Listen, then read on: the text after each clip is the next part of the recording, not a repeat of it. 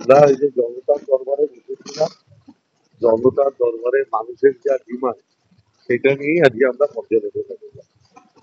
মানুষ কি বলেছে, তাদের কি দাবি দেওয়া, সেটা নিয়ে চেয়ারম্যান, ভাইস চেয়ারম্যান, পিডাব্লিউডির সিআইসি, হেলথের সিআইসি, জগদ্দলের বিধায়ক সোমনাথ শ্যাম, সবাইকে নিয়ে আমরা একটা আলোচনা করে আমরা কিভাবে কাজগুলো হবে সেগুলো নিয়ে বিস্তারিত আলোচনা করি। মানুষের যে ডিমান্ড আছে সেগুলোকে ফুলফিল করে। হ্যাঁ, সব সব সব সব এভরিথিং, সবগুলো নিয়ে বিস্তারিত 2 ঘন্টা আলোচনা হবে।